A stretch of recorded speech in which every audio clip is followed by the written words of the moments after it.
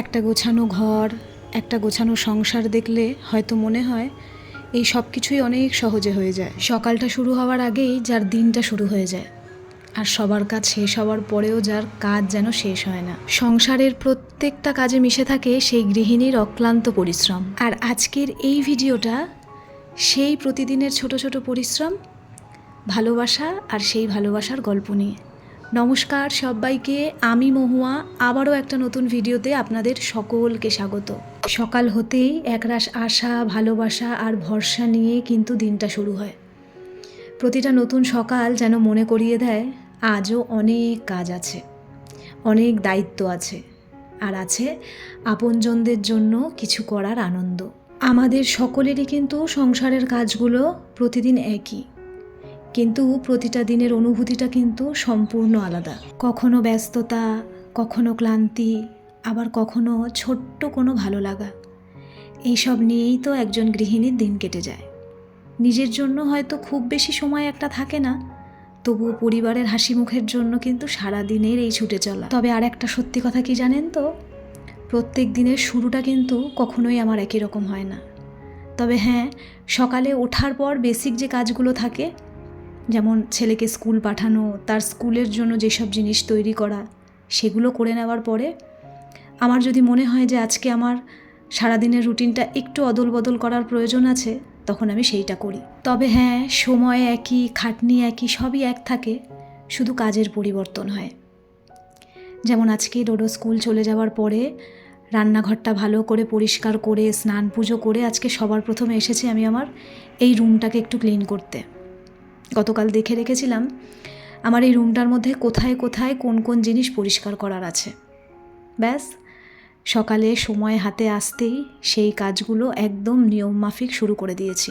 আমাদের এই ঘরবাড়ি প্রত্যেক দিন অল্প অল্প করে পরিষ্কার করার মাঝখানেও কিন্তু মাঝে মধ্যে একাধ দিন ডিপ ক্লিনিংয়ের দরকার পড়ে। আমাদের এই সংসারে এমন কিছু জিনিস আছে যেটা হয়তো আমরা প্রত্যেক দিন পরিষ্কার পরিচ্ছন্ন করে উঠতে পারি না, যেটা আমাদের হাতের কাছে থাকে না। হাতের কাছের জিনিসগুলো তো হয়তো প্রত্যেক দিন করা হয়, কিন্তু ঘরের মধ্যে সেই কিছু জিনিস থাকে যেগুলো আপনাকে সপ্তাহে একবার বা দুবার কিন্তু পরিষ্কার করতেই হয়। যেমন আজকে আমি বেশ কিছুক্ষণ সময় হাতে নিয়ে আমার এই বেডটা ক্লিন করলাম। আসলে ঘরবাড়ি পরিষ্কার পরিচ্ছন্ন রাখতে আমরা কম বেশি সকলেই ভালোবাসি, আর আমি এটা জানি বা মানি, একটা ঘরকে সবসময় একদম পরিপাটি রাখা কিন্তু সহজ নয়। কিছুক্ষণ পরেই আবার জিনিসপত্র এদিক ওদিক হয়, আবার আমাদের নতুন করে গুছিয়ে নিতে হয়। তবুও কেন জানি ঘরটা অগোছালো দেখলে মনটা সায় দেয় না। মনে হয় একটা একটা করে সব কিছু নিজের জায়গায় ফিরিয়ে দিই।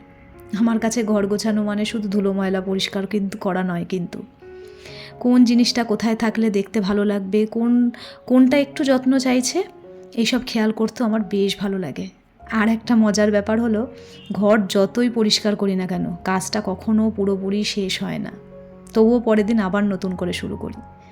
যাই হোক, ঘরটা খুব সুন্দর করে গুছিয়ে এইবার আমি চলে এলাম আমার রান্নাঘরে। ডোডো স্কুল চলে যাওয়ার পরে আমার রান্নাঘরটা একদম অগোছালো হয়ে থাকে। সকালবেলা তো অনেকটা তাড়াহুড়োর মধ্যেই টিফিন করা, টিফিন গোছানো, সমস্ত কিছু রেডি করি।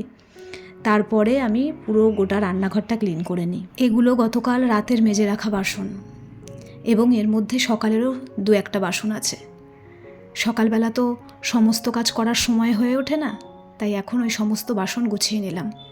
আর আজকে বাজার থেকে মাত্রই দুটো জিনিস আনা হয়েছে, রাঙা আলু আর ধনেপাতা। ফ্রিজে অনেক সবজি আছে, তাই আর এক্সট্রা করে কিছু সবজি আনালাম না। এখন যেহেতু বর্ষার সময়, জিনিসকে সুন্দর করে গুছিয়ে রাখার পরও জিনিস নষ্ট হয়ে যায়, তাই এই বর্ষার মধ্যে এখন চেষ্টা করছি রোজকার বাজার রোজ আনার। অতিরিক্ত বাজার এনে সেটাকে নষ্ট করে ফেলার কোনো মানেই হয় না। আজকে আমি দুপুরবেলা যেগুলো রান্না করব, সেগুলো সমস্ত কিছু একে একে গুছিয়ে নিচ্ছি। আজকে আমার দুপুরের রান্নাবান্নাটা একদম সিম্পল। রাঙা আলু সেদ্ধ দেব, তার সঙ্গে আমি উচ্ছে কুমড়ো ভাজবো। এটা হলো আমার রান্না। আর তারপরে ছেলে আর অজয়ের জন্য বানিয়ে দেব ডিমের ঝোল। ওইদিকে ভাত বসিয়ে আমি তাতে রাঙা আলুটা সেদ্ধ দিয়ে দিয়েছি। এরপরে উচ্ছে আর কুমড়ো কাটা হয়ে গেলে উচ্ছে কুমড়ো ভাজা করে নেওয়ার পরে তারপরে আমি সবার শেষে ডিমের ঝোলটা বসাবো। আমাদের সংসারের হাজারো কাজকর্মের মধ্যে কিন্তু রান্নাবান্নার একটা আলাদা জায়গা আছে, কারণ রান্নাটা কিন্তু শুধু পেট ভরানোর জন্য নয়, এর সঙ্গে জড়িয়ে থাকে আমাদের পরিবারের প্রত্যেকটা মানুষের যত্ন। বিশেষ করে যেই বাড়িতে বাচ্চা আছে সেই বাড়ির তো আরও বেশি। প্রতিদিন কি রান্না করলে সবাই খুশি হবে, কার কী খেতে ভালো লাগে, আজ একটু অন্যরকম কিছু করা যায় কি না, এই ছোট ছোট ভাবনাগুলোও কিন্তু রান্নারই একটা অংশ। যদিও আমার ঘরে খাওয়া দাওয়া নিয়ে সেরকম খুব একটা ঝামেলা আমাকে পোহাতে হয় না, সবাই আমরা সব কিছুই খাই। আর ডোডোও ছোটোবেলা থেকে যাই ওকে রান্না করে দিই সেটাও হাসি মুখে খেয়ে নেয়। তবে তার মধ্যে দু একটা জিনিস আছে যেটা খাওয়ার পাতে পড়লে পরে একটু নাক সিটকেনোর ব্যাপারটা থাকে, কিন্তু দু একবার জোর করাতে অনিচ্ছা সত্ত্বেও সেটাকে খেয়ে নেয়।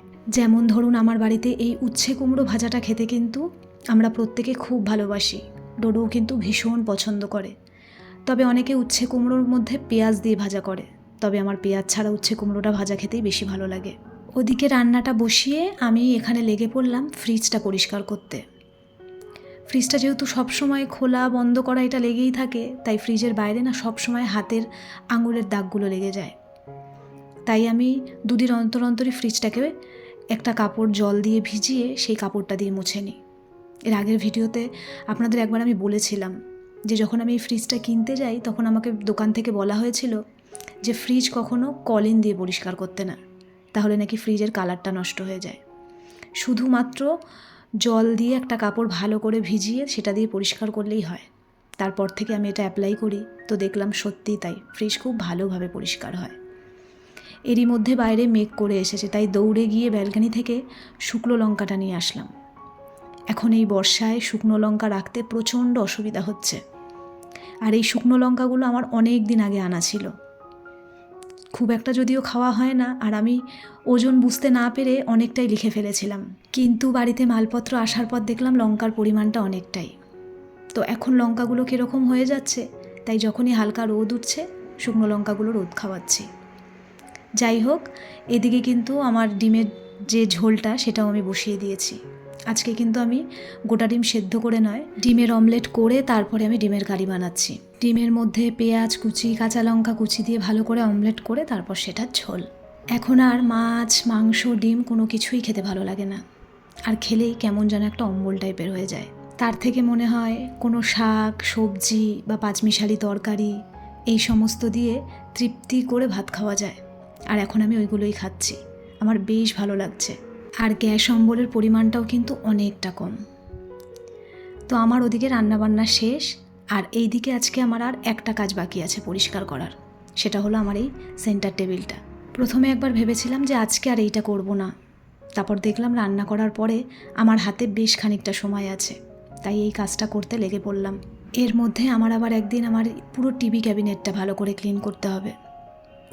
মার কাছে যাওয়ার সেই আগে আমি একবার ক্লিন করেছিলাম, তারপর আর হয়নি।